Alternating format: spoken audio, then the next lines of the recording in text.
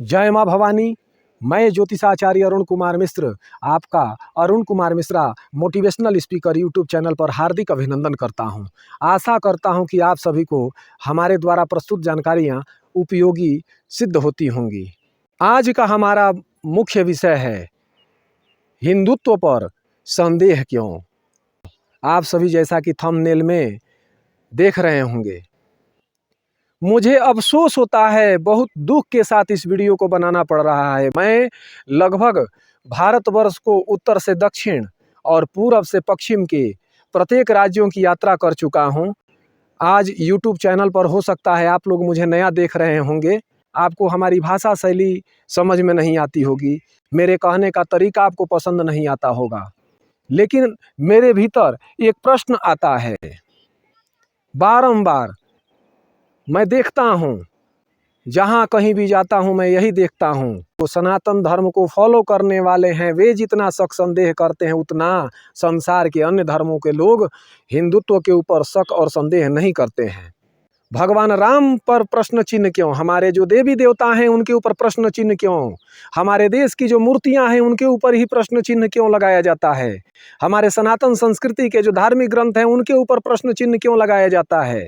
देवालय, हमारे दार्शनिक स्थल, हमारे सनातन धर्म के प्रेरक वक्ता, उनके ऊपर क्यों प्रश्न चिन्ह लगाया जाता है। सारे प्रश्न चिन्ह झेलने के लिए क्या हमारा सनातन धर्म ही पड़ा हुआ है? ऐसा इसलिए होता है 2 फरवरी 1835 हमारे भारत के लिए काला अध्याय उसी दिन शुरू हो गया जब लॉर्ड मैकॉले ने ब्रिटिश पार्लियामेंट में अपना वक्तव्य रखा। आप सभी नेट चलाते हैं, सोशल मीडिया चलाते हैं, बहुत प्रकार की जानकारियां आपको अवेलेबल हो जाएगी।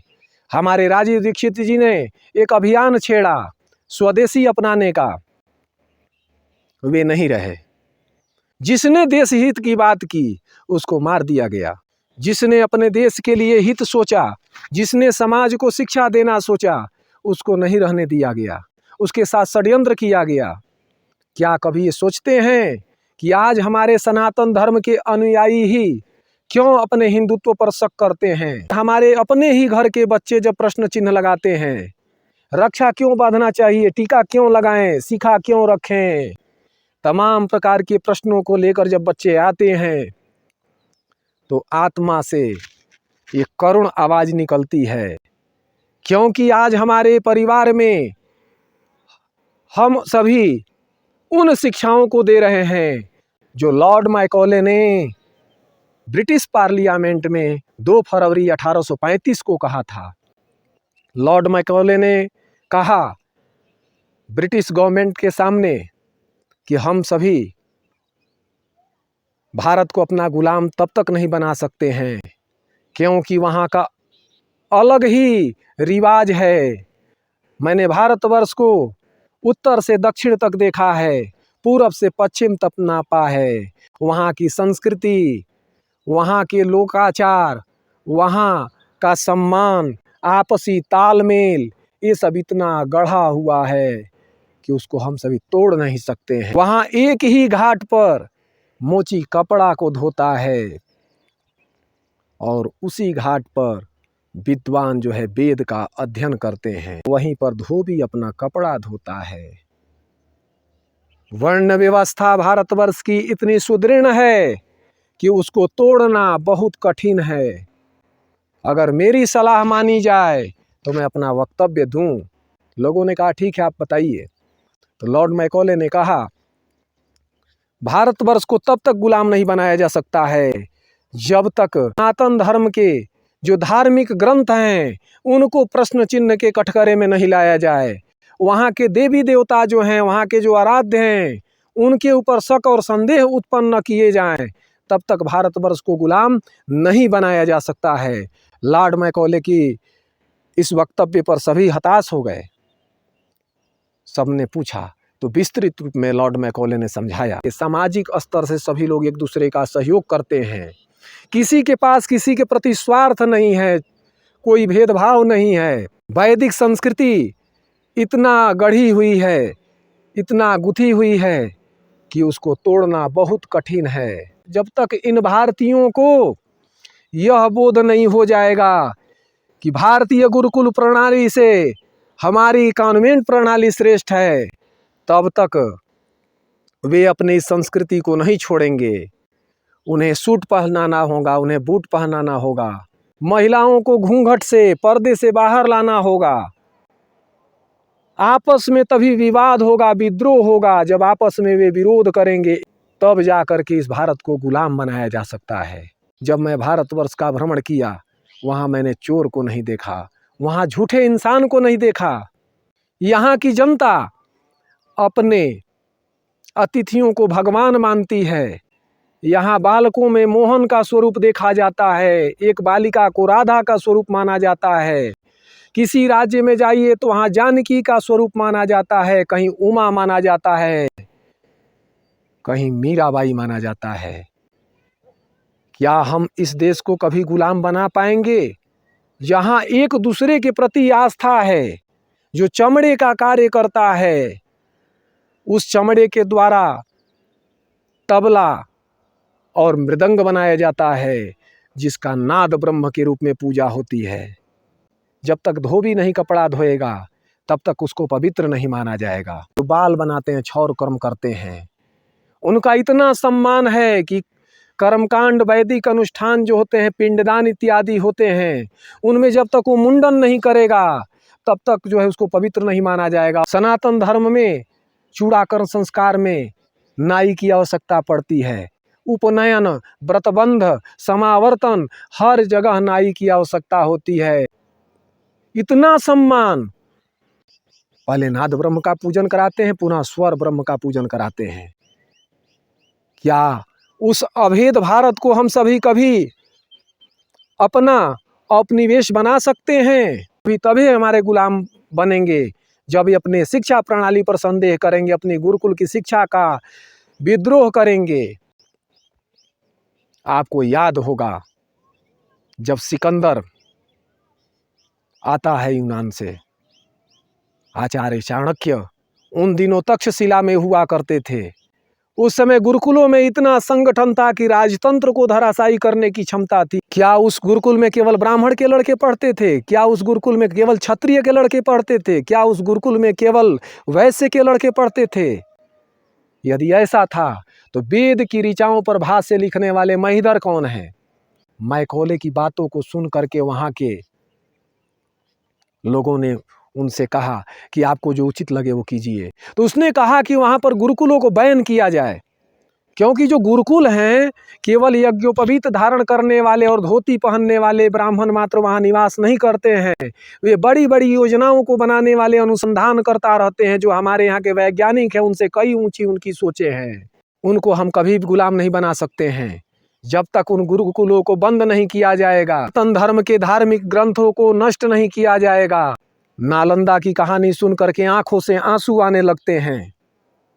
हमारे उतने बड़े गुरुकुल को नष्ट कर दिया गया। तो आज़ादी के इतने दिनों के बाद भी गुरुकुलों को कोई जो है अस्थाई वित्तीय सहायता प्राप्त नहीं होती है, जबकि प्राचीन काल में ये गुरुकुल राजाओं के द्वारा संचालित होते थे।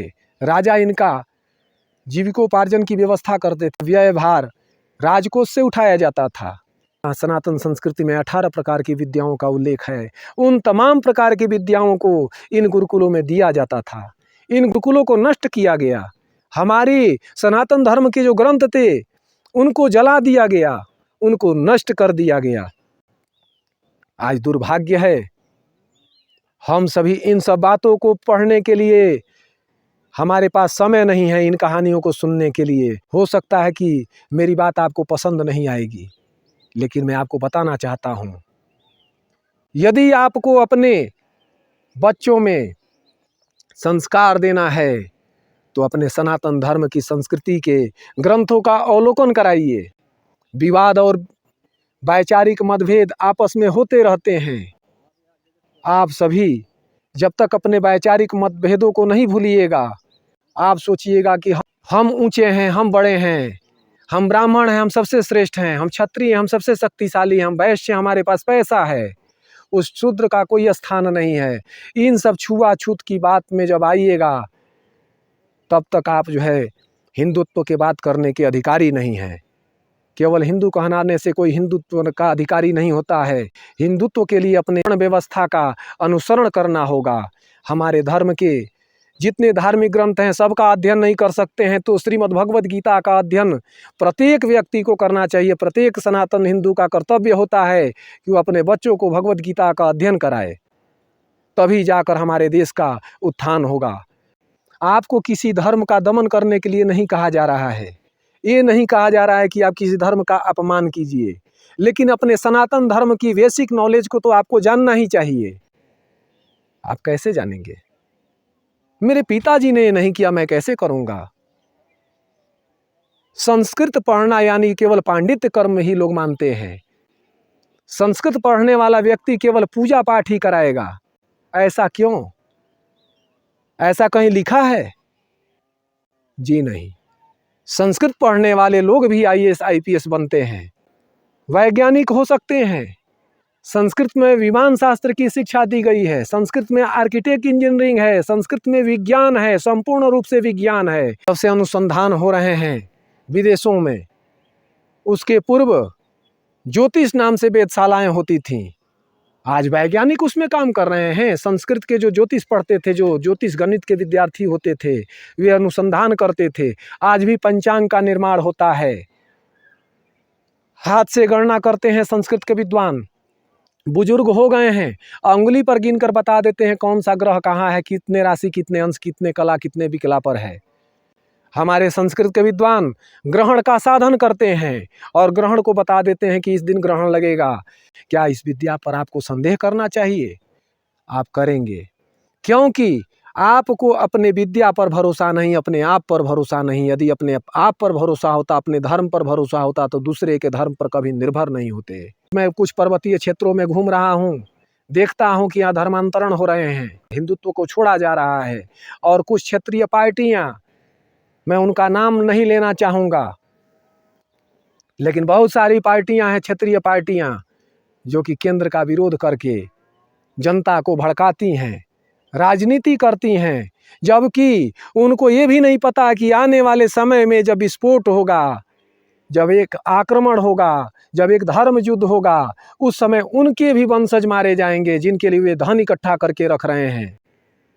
उनको सोचना चाहिए। उन पार्टियों को, राजनीति कीजिए लेकिन धर्म की राजनीति मत कीजिए, जातियों में मत बांटिए, वैसे ही आप बट चुके हैं। मेरी बात आपको अच्छी लगी होगी तो आप मैकॉले की शिक्षा प्रणाली में रहते हुए भी अपने सनातन संस्कृति से प्रेम कीजिए। एक बाई एक मैं आपको आने के लिए मैं सनातन संस्कृति में नहीं कहूँगा, लेकिन भगवद गीता, रामायण, महाभारत तो प्रत्येक घर में होना चाहिए। अरे जनमानस में यह कूट कूट कर भरा गया कि महाभारत नहीं पढ़ना चाहिए।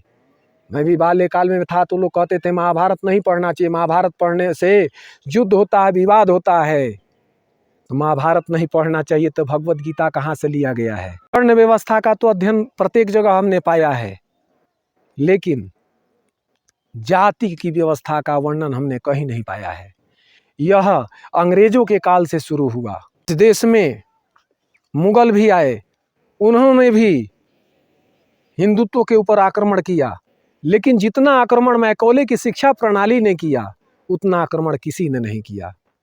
हम सभी कितने स्वार्थी हो गए हैं कि अपने राष्ट्र और धर्म के बारे में थोड़ा सा भी नहीं सोचते हैं।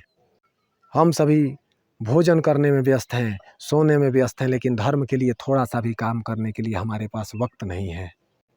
अन्य धर्म में आप प्रवेश कीजिएगा तो उनको अपने धर्म के प्रारंभिक जानकारियाँ उनके प्रारंभिक विद्यालयों में दी जाती है, लेकिन जो हमारे यहाँ की प्रारंभिक प्रणाली, जो गुरुकुल व्यवस्था थी, उसको नष्ट करके लोगों ने हमारे सनातन संस्कृति की नींव को हटा दिया। किसी वृक्ष का मूलाधार ही नहीं रहेगा तो उस वृक्ष का कोई महत्व नहीं होता है। वही स्थिति हमारे धर्म की गई। हमारे धार्मिक ग्रंथों पर संदेह, हमारे देवी देवताओं पर संदेह, केवल हिंदुत्व पर संदेह। हम सभी के बंदर पूर्वज थे, इतने हजार साल पहले, इतने लाख साल पहले। हम सभी पत्थर से पहले जो है आग उत्पन्न करते थे। आप सभी पत्थर से आग निकालते थे। हमारे यहाँ तो लकड़ी से आज भी आग रगड़ कर निकालते हैं यज्ञ में हमारे वैदिक विद्वान। हमारा देश सोने का चिड़िया हुआ करता था। यदि हमारे द्वारा प्रदत्त जानकारी आपको पसंद आई हो तो मैं आपसे एक आग्रह करूंगा कि भारत के प्रत्येक हिंदुत्व में आस्था रखने वाले प्राणी के पास यह वीडियो अवश्य जानी चाहिए। इस कार्य में आप सहयोग अवश्य करें। साभार धन्यवाद। जय माँ भवानी।